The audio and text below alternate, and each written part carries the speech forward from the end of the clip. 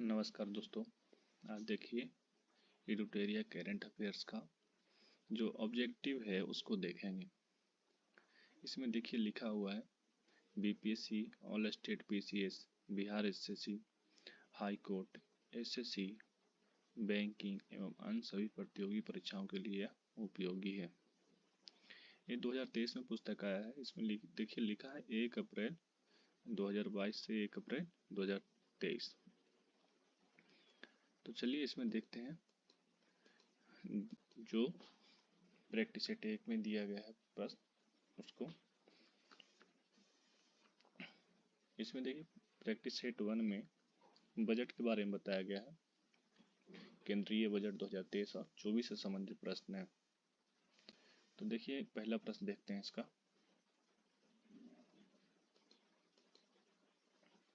थोड़ा और बड़ा कर लेते हैं। हाँ देखिए प्रश्न है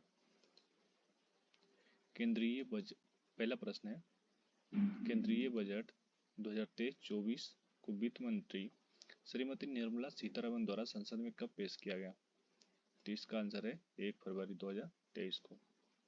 अगला प्रश्न है केंद्रीय बजट 2023-24 का बजट आकार कितना है? तो इसका बजट का आकार है 45,03,97 करोड़ रुपए। अगला प्रश्न देखिए 3 नंबर, वित्त वर्ष 2023-24 में राजस्व खर्च का कितना बजट अनुमान लगाया गया? तो इसका आंसर हो जाएगा ए 35,02,136 करोड़ रुपए। अब देखिए आगे प्रश्न है 4 नंबर। 4 नंबर प्रश्न है वित्त वर्ष 2023-24 में राजस्व प्राप्ति का कितना बजट अनुमान लगाया गया? तो इसका आंसर हो जाएगा ऑप्शन बी 26,32,281 करोड़ रुपए। 5वां नंबर प्रश्न है बजट 2023-24 में 7 प्राथमिकताएं अपनाई गई जिसे क्या नाम दिया गया? तो 5 का आंसर हो जाएगा ऑप्शन ए सप्तऋषि। अगला प्रश्न है 6 नंबर, निम्नलिखित में से बजट 2023-24 के 7 प्राथमिकताएं सप्तऋषि से संबंधित है। तो इसका हो जाएगा आंसर ऑप्शन सी केवल 1, 2, 3, 4, 5, 6। इसमें हो जाएगा समावेशी विकास, हरित विकास, अंतिम व्यक्ति तक पहुंचना। फिर 4 नंबर हो जाएगा क्षमता को सामने लाना। 5वां हो जाएगा वित्तीय क्षेत्र। 6ठा हो जाएगा अवसंरचना एवं निवेश। 7 नंबर नहीं होगा। अगला प्रश्न है इस बजट के अनुसार भारत सरकार ने किस वर्ष तक स्किल सेल एनीमिया का उन्मूलन करने का लक्ष्य रखा है? तो इसका आंसर हो जाएगा ऑप्शन सी 2047। अगला प्रश्न है 8 नंबर, निम्नलिखित में से किस योजना की शुरुआत की घोषणा केंद्रीय बजट 2023-24 में की गई? तो इसमें हो जाएगा ऑप्शन डी इनमें से एक से अधिक। इनमें सभी हो जाएगा आंसर। तीनों योजना की शुरुआत की गई है, घोषणा की गई है। मतलब ए न्यायालय परियोजना चरण 3, बी है प्रधानमंत्री कौशल विकास योजना 4.0, सी है अमृत धरोहर स्कीम। ये तीनों योजना की घोषणा की गई है। अगला प्रश्न है उच्च गुणवत्ता वाली बागवानी फसल उत्पादन के लिए किस कार्यक्रम की शुरुआत की घोषणा बजट 2023-24 में की गई? तो इसका हो जाएगा ऑप्शन ए आत्मनिर्भर बागवानी स्वच्छ पौध कार्यक्रम। अगला प्रश्न देखिएगा दोस्तों, निम्नलिखित में से कौन से कथन की चर्चा बजट भाषण 2023-24 में की गई? तो इसमें हो जाएगा ऑप्शन डी इनमें से एक से अधिक। ऑल हो जाएगा। इसमें तीनों ऑप्शन है उसकी चर्चा बजट भाषण 2023-24 में की गई है। अगला प्रश्न है बजट 2023-24 के अनुसार नई व्यक्तिगत आयकर व्यवस्था में स्लैबों की संख्या 6 से घटाकर कितनी कर दी गई है? तो स्लैबों की संख्या 6 से घटाकर 5 कर दी गई है। अगला प्रश्न है बजट 2023-24 में शहरी अवसंरचना विकास निधि की स्थापना की बात की गई है। इस निधि का प्रबंधन किस बैंक के द्वारा किया जाएगा? तो इसका आंसर हो जाएगा ऑप्शन बी राष्ट्रीय आवास बैंक के द्वारा। अगला प्रश्न है 13 नंबर, इस बजट के अनुसार 5G सेवाओं पर आधारित एप्लीकेशन विकसित करने के लिए कितने लैब्स स्थापित किए जाएंगे? तो 13 का आंसर हो जाएगा ऑप्शन ए 100। अगला प्रश्न है 14 नंबर। सरकार अगले 3 वर्षों में कितने किसानों को प्राकृतिक खेती अपनाने के लिए प्रोत्साहित करेगी और उनकी सहायता करेगी? तो इसका आंसर हो जाएगा ऑप्शन ए 1 करोड़ किसान। 1 करोड़ किसान को प्रोत्साहित करेगी और उसकी सहायता करेगी। चलिए दोस्तों, अगला प्रश्न देखिए 15 नंबर। कुशल युवाओं को अंतर्राष्ट्रीय अवसर उपलब्ध कराने के लिए सरकार ने कितने स्किल इंडिया इंटरनेशनल सेंटर स्थापित करने की घोषणा बजट 2023-24 में की? 15 का हो जाएगा ऑप्शन बी 30 हो जाएगा इसका आंसर।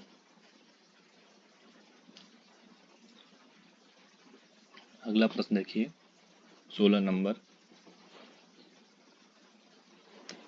भारत को मोटे अनाज के लिए वैश्विक केंद्र बनाने के उद्देश्य से किस उत्कृष्टता केंद्र को बढ़ावा दिए जाने की घोषणा सरकार ने बजट 2023-24 में की? तो इसका आंसर हो जाएगा ऑप्शन ए भारतीय मोटा अनाज या बाजरा अनुसंधान संस्थान हैदराबाद। अगला प्रश्न है दोस्तों, देखिएगा 17 नंबर। बजट 2023-24 से संबंधित निम्न में से कौन सा कथन सत्य नहीं है?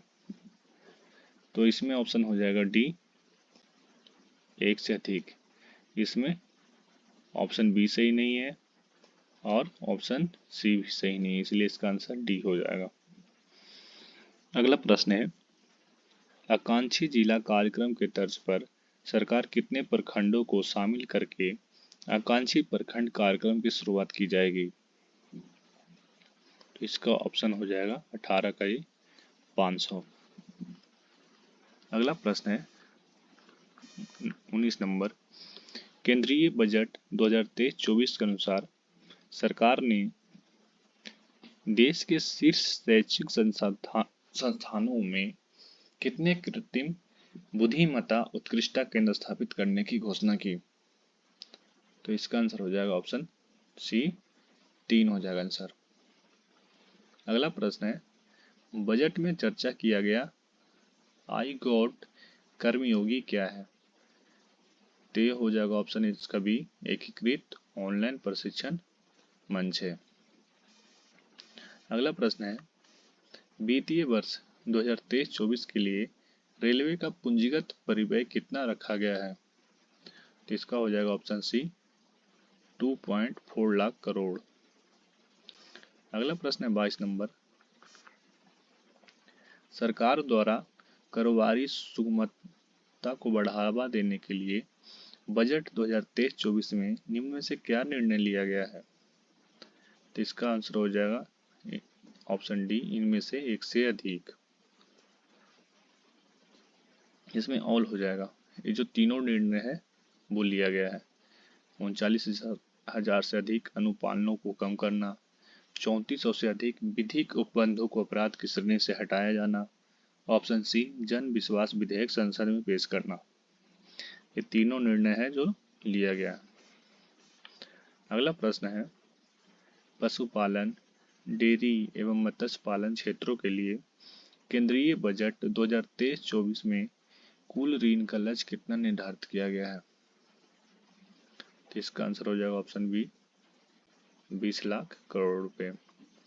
अगला प्रश्न है, बजट भाषण 2023-24 में पीबीजीटी विकास मिशन की चर्चा की गई। यह किस वर्ग के सर्वांगीण विकास हेतु समर्पित है? तो इसका हो जाएगा ऑप्शन ए संवेदनशील जनजातीय समूह।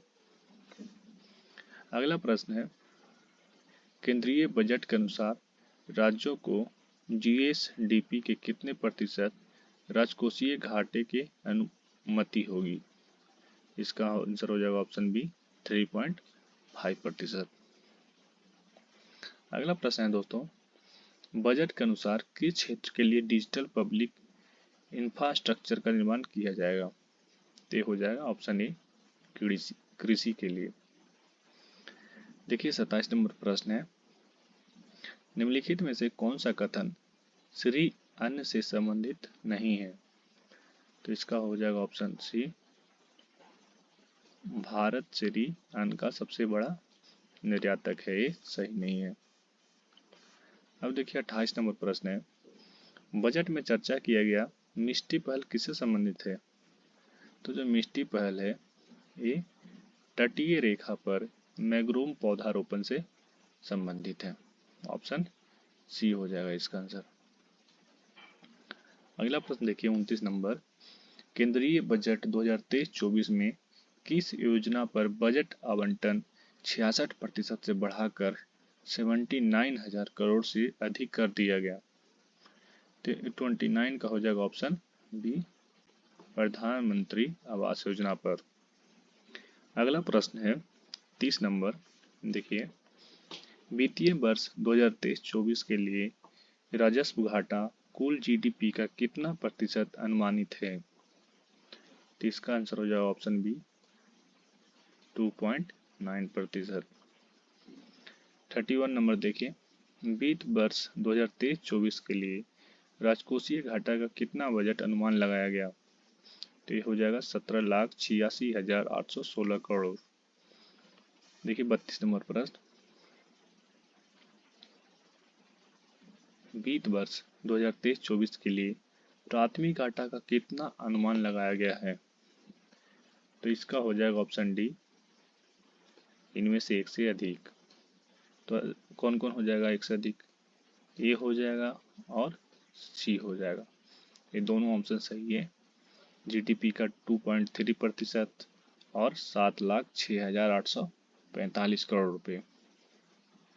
अगला प्रश्न है, केंद्रीय बजट के अनुसार कितने नए नर्सिंग कॉलेज स्थापित किए जाएंगे? तो इसका आंसर हो जाएगा ऑप्शन सी, 157 करोड़। नहीं सॉरी, 157 करोड़ नहीं हो जाएगा, केवल 157 नर्सिंग कॉलेज स्थापित किया जाएगा। अगला प्रश्न है, वित्त वर्ष 2023-24 के लिए कितना पूंजीगत खर्च का बजट अनुमान लगाया गया है? तो इसका आंसर हो जाएगा ऑप्शन ए, 10,961 करोड़। 35 नंबर है, वित्त वर्ष 2023-24 के लिए कितना पूंजीगत प्राप्तियां का बजट अनुमान लगाया गया है? इसका आंसर हो जाएगा ऑप्शन बी, 18,70,816 करोड़ रुपए। देखिए 36 नंबर प्रश्न है, अमृतकाल तक की यात्रा के दौरान निम्न में से कौन से 4 मौके रूपांतरित हो सकते हैं? तो इसका आंसर हो जाएगा ऑप्शन सी, केवल 3, 4, 5, 6। कौन कौन मौके रूपांतरित हो सकते हैं? महिलाओं का आर्थिक सशक्तिकरण, पर्यटन, पीएम विश्वकर्मा कौशल सम्मान और हरित विकास। ये 4 हो सकते हैं।